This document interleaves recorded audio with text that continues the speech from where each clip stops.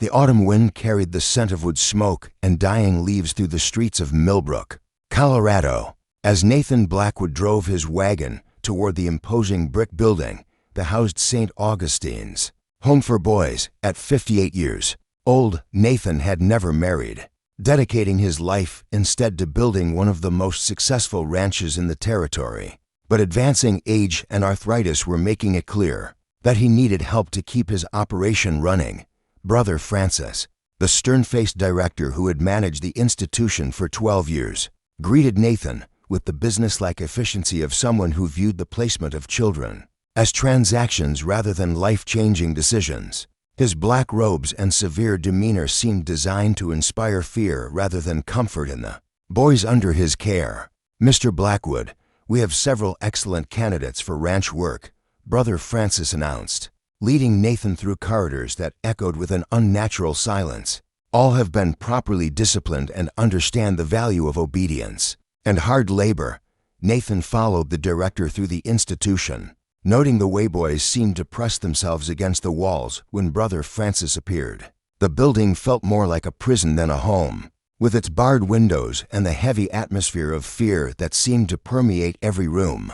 They entered a large workroom where perhaps 30 boys, ranging in age from 8 to 16, sat at long wooden tables performing repetitive tasks in complete silence. The boys kept their eyes fixed on their work, never looking up even when the adults entered the room. Absolute silence during work periods. Brother Francis explained with obvious satisfaction, "We believe that idle chatter leads to idle minds, so we maintain strict discipline to ensure proper moral development." Nathan studied the faces of the boys, seeing compliance, but also a deadness in their expressions that troubled him deeply. These were children who had learned that survival meant becoming invisible, never drawing attention to themselves. "This is Michael O'Brien," Brother Francis said, stopping beside a sturdy boy of about 15. "Strong, reliable, never questions orders. He would be ideal for the physical demands of ranch work." Nathan looked into Michael's eyes and saw competence and resignation, but also a carefully controlled emptiness that suggested this boy had learned to survive by feeling nothing and expecting nothing. "And this is Patrick Sullivan," the director continued, indicating a slightly younger boy with calloused hands, 14 years old, experienced with heavy labor, very obedient and rarely requires correction.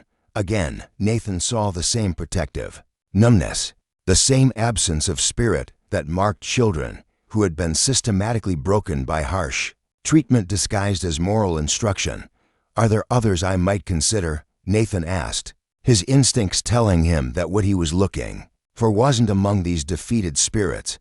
Brother Francis's expression tightened with displeasure. "There's one other possibility, though I strongly advise against considering him. He's been particularly resistant to our methods of character development."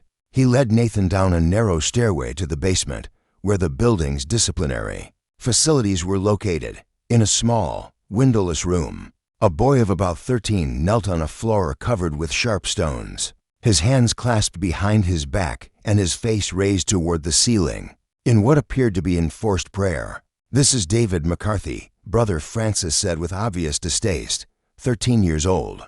"Arrived here 18 months ago after his parents died in a factory fire. He's intelligent but willfully disobedient, constantly questioning our rules and methods." Nathan felt a chill of anger as he realized what he was witnessing. The boy had been kneeling on the jagged stones for what was clearly an extended period, yet his posture remained straight, and his expression showed defiance rather than submission. "How long has he been in this position?" Nathan asked, his voice carefully controlled despite his growing fury. 3 hours, Brother Francis replied matter-of-factly. He refused to apologize for speaking out during morning prayers, so he's receiving correction for his prideful attitude. Nathan studied David's face, seeing past the obvious pain to the intelligent green eyes that held fire rather than defeat. This was a boy who still believed in right and wrong, even after months of systematic cruelty designed to break his spirit. What did he say during prayers that warranted this punishment?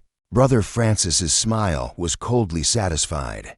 He questioned why we pray for the souls of wealthy donors, while ignoring the suffering of children in our own care. Such impertinence cannot be tolerated if we're to maintain proper order. The explanation revealed everything Nathan needed to know about David McCarthy's character. Here was a boy who, despite facing brutal punishment, had been willing to speak up about injustice and hypocrisy. "David," Nathan said gently, kneeling down so he could speak to the boy at eye level. "How are you feeling, son?" David's response revealed both his pain and his unbroken spirit. "I'm all right, sir. The stones hurt my knees, but they can't hurt what I think or believe." The simple dignity in those words struck Nathan more powerfully than any elaborate philosophy could have. Here was someone who understood that physical pain was temporary, but compromising one's principles was permanent damage. "Brother Francis," Nathan said, rising to face the director, "I'd like to speak with David privately for a moment. Mr. Blackwood, I must warn you that this boy is a disruptive influence who will only cause problems for any employer foolish enough to take him on." His parents filled his head with inappropriate ideas about fairness and justice that make him unsuitable for situations requiring strict obedience. Nathan's response was firm and clear. "I believe I can judge character for myself. Please give us a moment alone." After Brother Francis left with obvious reluctance, Nathan helped David to his feet, noting how the boy's legs shook from the prolonged kneeling, but how he refused to show weakness or self-pity. "David, tell me about yourself. What kind of work did your parents do?" David's face lit up with love and loss as he spoke of his family. "My father was a carpenter, sir. He taught me that honest work was something to be proud of, no matter how humble it might seem to others. My mother took in sewing to help make ends meet, and she always said that treating people with kindness was more important than following rules that hurt innocent people." The values David described were exactly what Nathan had hoped to find. A work ethic combined with moral courage and compassion for others. "David, what would you say if I told you I was looking for someone to help me run a ranch?" "The work would be hard, the days long, but you'd be treated with respect and given the chance to prove yourself." David's transformation was immediate and remarkable. The pain from his punishment seemed to fade as hope blazed in his eyes, though he was clearly afraid to believe that rescue might actually be possible. "Sir, I'd say that sounds like the answer to prayers I've been afraid to pray out loud," David replied honestly. "I'll work harder than anyone you've ever hired, and I'll never give you cause to regret taking a chance on me." Nathan made his decision with the same instinct that had guided him through 30 years of successful ranching. "Then let's get your things and get out of here." Brother Francis's shock was evident when Nathan announced his choice. "Mr. Blackwood, surely you can see that Michael or Patrick would be much more suitable. David will only cause you problems with his questioning and arguing." "Maybe," Nathan agreed, "but he'll also bring something the others won't, the courage to stand up for what's right, even when it costs him." As they completed the paperwork for David's placement, Nathan found himself answering the boy's eager questions about ranch life, cattle care, and the responsibilities he would be taking on. David's enthusiasm was infectious, his intelligence evident in the thoughtful nature of his questions. The wagon ride to Nathan's ranch took them through some of Colorado's most beautiful country, and David's wonder at his first taste of freedom in 18 months was evident in every expression and gesture. "I can't believe I'm really leaving that place," David said as they climbed into the mountains toward Nathan's property. "Some nights I thought I'd die there, that nobody would ever come who could see past Brother Francis's lies about me." Nathan's response came from the heart of a man who understood injustice when he saw it. "David, what happened to you in that place was wrong.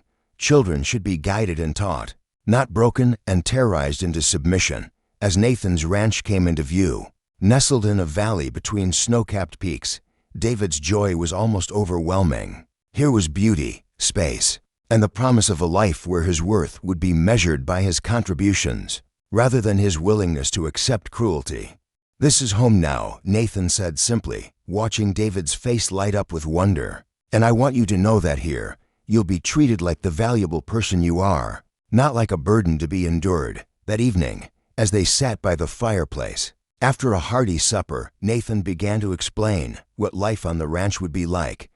But first, he did something that would forever change how David saw himself and his place in the world. Nathan Blackwood, successful rancher and respected member of his community, removed his hat and held it respectfully in his hands as he spoke to the 13-year-old boy who had been brutalized for refusing to surrender his dignity. "David," Nathan said solemnly, "I want you to understand something important. What you endured in that place, the way you held on to your principles despite the cost, that took more courage than most men show in a lifetime. You have my respect, and you'll have it as long as you live under my roof." The gesture of removing his hat, showing the same respect he would give to any honored guest, told David more about his changed circumstances than any words could have conveyed. For the first time in 18 months, he was being treated not as a problem to be managed, but as a person worthy of dignity and respect. 3 months into David McCarthy's new life on Nathan Blackwood's ranch, the transformation in the boy was remarkable yet complicated. While his body had filled out with proper food, and his spirit had strengthened under kind treatment, the scars of his institutional torment ran deeper than physical recovery could reach. "You're doing excellent work, David," Nathan observed one morning as they repaired fence posts along the property's eastern boundary. "But you still flinch every time I raise my voice, even when I'm just calling to you across the pasture." David paused in his work, his hammer suspended mid-swing as he considered Nathan's observation. "I know it doesn't make sense, sir. You've never given me reason to fear you. But sometimes my body remembers things my mind wants to forget." The honesty in David's response revealed both his self-awareness and the depth of trauma that 18 months of systematic cruelty had inflicted. Nathan had noticed other signs as well, how David ate quickly, as if afraid his food might be taken away, how he worked frantically at any task, as if proving his worth through exhaustion, how he apologized constantly for minor mistakes that barely merited notice. "David, healing from what you experienced takes time," Nathan said gently. "There's no shame in carrying wounds, and there's no hurry in letting them heal properly." The patience in Nathan's voice was something David was still learning to trust. At St. Augustine's, adult attention had meant punishment, criticism, or demands for impossible standards of perfection. The concept that an adult might speak kindly without expecting something in return was still foreign to his experience. Their conversation was interrupted by the arrival of visitors. Reverend Marcus W.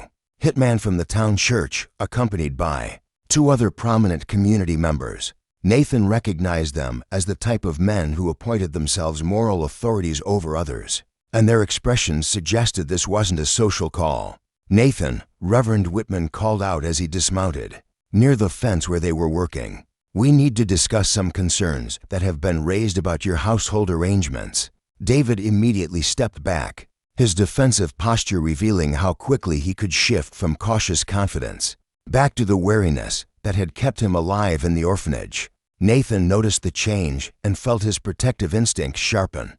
"What kind of concerns, Reverend?" Nathan asked, continuing his fence work with deliberate calm. "Concerns about the influence that orphan boy might be having on our community's moral standards," replied James Mitchell, one of Whitman's companions. "We've heard disturbing reports about his background and behavior at St. Augustine's." Nathan's jaw tightened with controlled anger, but his voice remained level. "What kind of reports?" "Brother Francis wrote to warn us about the boy's rebellious nature and disrespect for proper authority," Whitman explained. He described incidents of defiance, questioning of established rules, and a general attitude of prideful insubordination that could corrupt other young people. David's face went pale with shame and fear as he listened to the accusations. Despite months of kind treatment from Nathan, the old patterns of self-doubt and worthlessness reasserted themselves. When faced with adult disapproval, perhaps it would be better if the boy returned to St. Augustine's for additional character correction, suggested the third visitor, Dr. Harold Peterson, who served as the town's moral arbiter on matters involving children. Clearly, the institutional environment is more suitable for someone with his behavioral problems. Nathan's response was immediate and uncompromising. "Gentlemen, David McCarthy is under my protection and care. Any concerns about his character can be addressed directly to me." "Nathan, you're a bachelor with no experience raising children," Reverend Whitman pressed. How can you possibly judge whether this boy is developing proper moral attitudes without the guidance of trained religious educators? I judge his character the same way I judge any man's character. Nathan replied firmly, by his actions, his honesty, and his willingness to do right even when it costs him. David stepped forward with the same courage that had gotten him in trouble at the orphanage. Reverend Whitman, sir, if you have concerns about my character, I'd be happy to address them directly rather than having others speak for me. The directness of David's response seemed to surprise the visitors, who had expected either sullen defiance or cowering submission. Instead, they faced a young man who spoke respectfully, but without apology for his existence. Very well, Reverend Whitman said stiffly. Brother Francis reported that you frequently questioned religious instruction and showed disrespect for proper authority. How do you explain such behavior? David's answer revealed the moral reasoning that had earned him punishment at St. Augustine's. Sir, I questioned why we were taught to pray for wealthy donors while ignoring hungry children in our own dining hall. I questioned why asking for basic kindness was called sinful pride. I never questioned God or faith, only the way some people used religion to justify cruelty. The simple logic of David's explanation created an uncomfortable silence among the visitors. Nathan felt a surge of pride at the boy's courage and moral clarity, but also concern about how the community leaders would respond to such directness. You see, Dr. Peterson said to Nathan, the boy shows no proper remorse for his defiant attitude. This is exactly the kind of prideful thinking that corrupts young minds.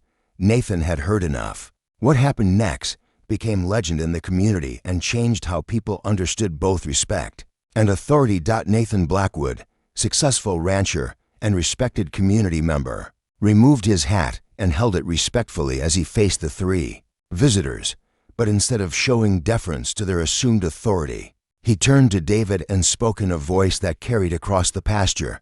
David McCarthy. Nathan said solemnly, I want these gentlemen to understand something clearly. You have shown more moral courage in your 13 years than most men show in a lifetime. You were tortured for standing up for helpless children, and you never wavered in your convictions. That earns my deepest respect, and anyone who can't see the honor in that isn't qualified to judge your character. The gesture of removing his hat to honor David rather than the visiting authorities shocked the three men into silence. In their world, respect flowed upward to wealth and position, not downward to orphan children. Nathan, surely you can see that such demonstrations undermine proper social order, Reverend Whitman protested. Children must learn their place in the hierarchy of authority. What I see, Nathan replied, replacing his hat with deliberate ceremony, is that true authority comes from moral character, not from titles or positions. David has earned respect through his actions, while others have simply assumed they deserve it through their circumstances. Dr. Peterson's face flushed with anger at what he perceived as unprecedented insubordination.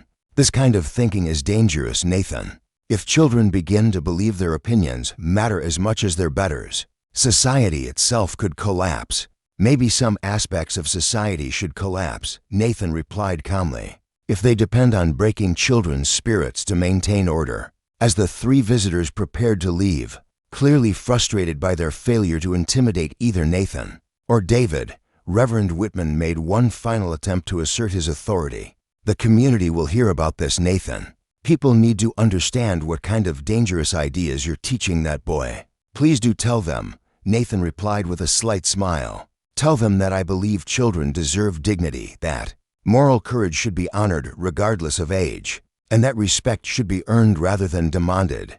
After the visitors left, David stood in stunned silence, trying to process what he had just witnessed.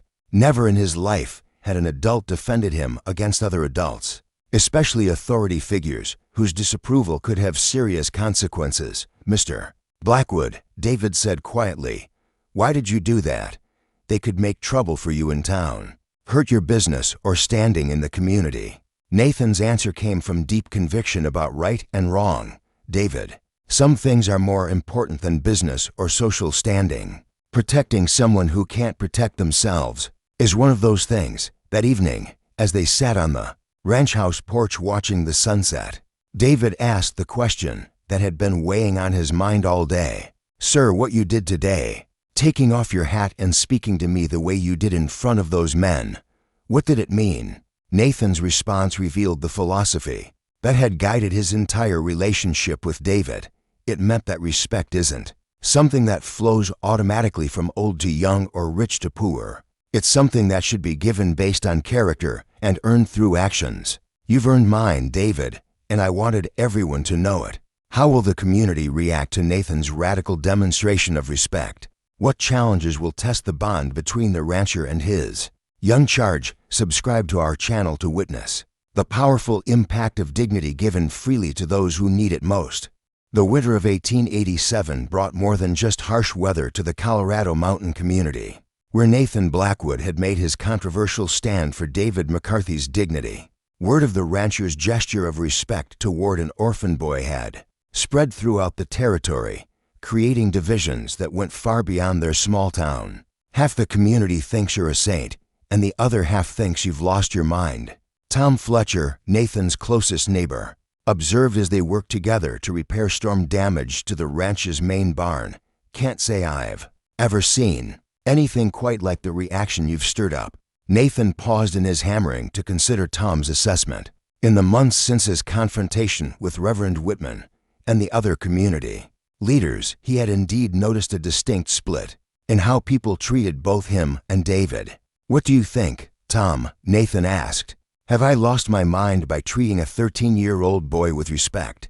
Tom Fletcher had known Nathan for 15 years and had watched David's transformation from broken orphan to confident young man. "Nathan, I think you've done something that needed doing for a long time. That boy was dying inside when you found him, and now he's alive in ways that matter. If that's insanity, we need more of it." David, now 14 and grown tall and strong under Nathan's care, had proven himself to be everything Nathan had believed him capable of becoming. His intelligence and work ethic had made him indispensable around the ranch, while his gentle manner with both animals and people had earned him respect from those willing to see past his orphan status.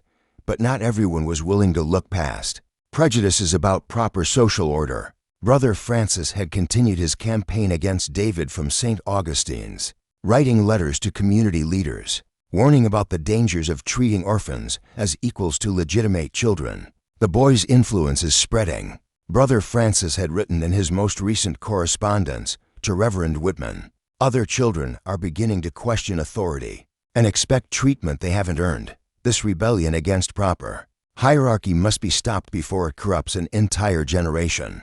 The test of Nathan's principles came when the community faced a crisis that threatened everyone's survival. A harsh winter had been followed by spring floods that destroyed bridges, washed out roads, and left several families stranded in remote areas without food or medical supplies. "We need volunteers for rescue operations," announced Sheriff William Hayes during an emergency town meeting. "The work is dangerous, and we can only take men with experience in mountain conditions and river crossings." David stepped forward with the quiet confidence that had replaced his earlier fearfulness. "Sheriff Hayes, I'd like to volunteer. I know the mountain trails, I'm a strong swimmer, and Mr. Blackwood has taught me wilderness survival skills." The reaction in the crowded meeting hall was immediate and predictable. Reverend Whitman and his supporters viewed David's offer as presumptuous arrogance from someone who should know his place. "This is exactly the kind of prideful behavior I warned you about," Reverend Whitman declared loudly. "The boy thinks he's qualified to do work that should be left to experienced men." Dr. Peterson nodded his agreement. "Orphans who have been treated as equals develop unrealistic expectations about their capabilities and importance. This is what comes of abandoning proper social structure." But others in the community had observed David's growth and capabilities over the past year. Jake Morrison, whose ranch bordered Nathan's property, spoke up in the boy's defense. "I've seen that young man work," Morrison said firmly. "He's got better judgment and more courage than men twice his age. If he says he can help with the rescue efforts, I believe him." The debate that followed revealed the fundamental divisions that Nathan's treatment of David had exposed in their community. Some people believed that respect and opportunity should be based on character and ability, while others insisted that social order required maintaining strict hierarchies. Based on birth circumstances, Sheriff Hayes, faced with the practical need for capable volunteers in a life-or-death situation, made the decision based on competence rather than social status. David McCarthy, if Nathan vouches for your skills, you're welcome to join the rescue team. What happened during the rescue operations became the stuff of local legend. David's intimate knowledge of the mountain terrain, combined with his willingness to take calculated risks that more cautious men avoided, proved crucial in reaching stranded families before their situations became fatal. That boy saved the Henderson family, reported Captain James Wilson, who had led one of the rescue teams when the river crossing looked impossible for the rest of us. David found a safe route that got us through. Without his local knowledge and quick thinking, we would have lost at least 3 people. The successful rescue of all threatened families, with David playing a crucial role in several operations, shifted community opinion dramatically. People who had previously viewed Nathan's respect for the boy as misguided kindness now recognized it as accurate assessment of genuine worth. "I owe that young man an apology," admitted Dr. Peterson during the community celebration that followed the successful rescues. "I let prejudice about his background blind me to his actual character and capabilities." Even Reverend Whitman was forced to acknowledge David's contributions, though he did so reluctantly and with obvious discomfort at having his assumptions proven wrong. "The boy performed admirably during the crisis," the Reverend conceded, though. "I maintain that exceptional circumstances don't justify abandoning proper social structures. In normal times." David's response to the praise he received revealed the humility and grace that had developed under Nathan's guidance. "I'm grateful I could help," he said simply. "But the real heroes are the men like Mr. Blackwood who taught me that everyone has value and potential, regardless of where they come from." The comment, delivered with genuine sincerity rather than calculated effect, highlighted the difference between David's character and the attitudes of those who had opposed him. Here was someone who understood that recognition should lead to gratitude rather than arrogance. As spring progressed into summer, the changes in community attitudes became increasingly evident.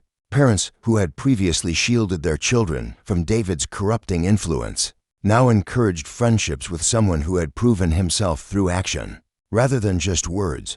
"My son came home yesterday asking why some children get treated differently based on their parents rather than their behavior," Sarah Mitchell told Nathan during a chance meeting in town. "It's a fair question, and I realize I don't have a good answer that doesn't sound like prejudice."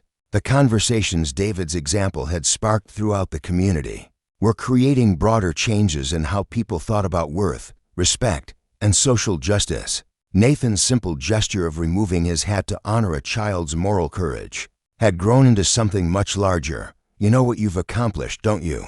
Tom Fletcher asked Nathan as they watched David work with a group of local children, teaching them the wilderness skills that had proven so valuable during the rescue operations. "What's that?" Nathan replied, though he suspected he knew what Tom was going to say. "You've proven that treating people with dignity doesn't weaken social order, it strengthens it.